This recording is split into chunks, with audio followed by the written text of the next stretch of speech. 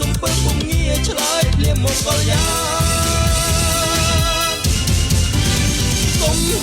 អូនកុំធ្វើយ៉ាងនេះមិនសមសោះមិនដេញជន់ឆ្លីចិត្តស្មោះរងគ្រួបមានសុខសាន្តបងប្រាប់ថាកុំ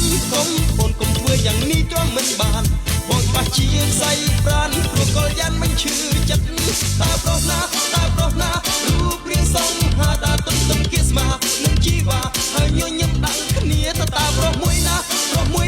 ឲ្យបងក្រោយផ្សារសុំពើពុំងាឆ្លើយភ្លាមមកកលយ៉ា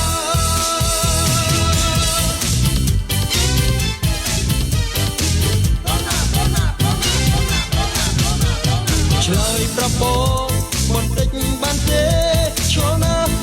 មេរៀមខ្វល់ខ្វាយតើឈប់ឆាយអូននាងមិនដើរអ្នកណា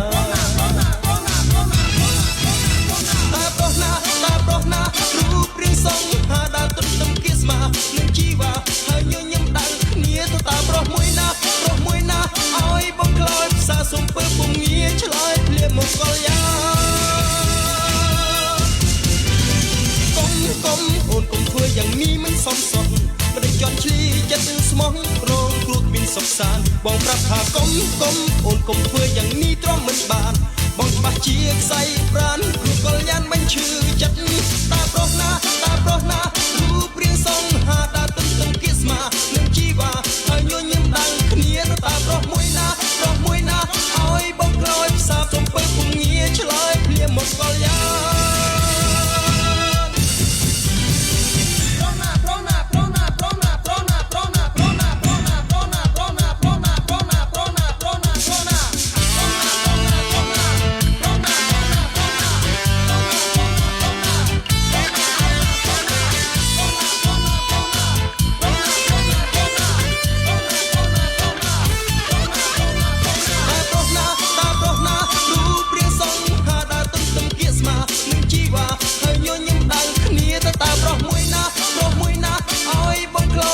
សុំពើពុំងាឆ្លើយភ្លាមមកកលយ៉ាកុំអូនកុំធ្វើយ៉ាងនេះមិនសមសោះមិនដេញជន់ឆ្លីចិត្តស្មោះរងគ្រោះគ្មានសុខសាន្តបងប្រាប់ថាកុំ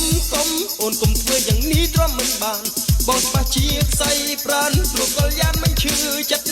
តើប្រុសណារូបរាងសង្ហា